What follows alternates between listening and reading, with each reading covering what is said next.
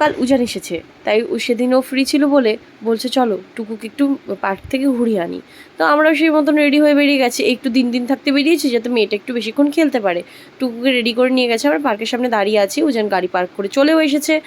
আর এবার ও গেছে টিকিট কাটতে, আমরা ঢুকেও গেছি ভেতরে। আবার উজান জলের বোতলটা এনেছিলাম, ওটা আবার রাখার জন্য আবার বাইরে গেছিলো। আর টুকু এখানে ঠাকুর দেখে দাঁড়িয়ে প্রণাম করছে।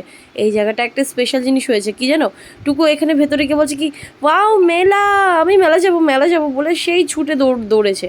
ওর পেছনে আমাকেও দৌড়তে হয়েছে, কারণ কোথায় যায় না যায়, পড়ে যায় নাকি। তারপরে ও এখানে এসে বসেছে, আর নামবে না। ওকে বলছি চল অন্য জায়গায়। তারপরে অনেক বলে টলে নামিয়েছি। আর এইখান থেকে ও মাই গড, এখানে যে 2বার উঠেছে, ওকে নামানো মুশকিল, নামবে না উঠবে, মানে ওখানেই বসে থাকবে, বসে বসে মেলা দেখবে। তারপরে র্যাবিট দেখলো, দোলনায় ঘুরলো। আমি আবার এখানে বসেছিলাম, উজানকেও বললাম বসো, আর টুকু সেই দৌড়েছে, তো উজানকে ওর পেছনে যেতে হয়েছে। তা আমি একা কিছুক্ষণ বসলাম। তারপরে এই যে টুকু খেলছে, আমি আমার দোলনায় ওঠার শখটা পূরণ করার জন্য আবার একটু সাইডে গিয়ে দোলনায় উঠেছিলাম। টুকু আইসক্রিম দেখে আইসক্রিম খাবে, তো আমরা ভেবেছিলাম এখানে আইসক্রিম পাওয়া যায়, বাট এখানে দেখলাম গোলা পাওয়া যাচ্ছে। তো গোলা দাদাটা বলছিল যে বরফগুলো খুব পরিষ্কার দেখে নাও।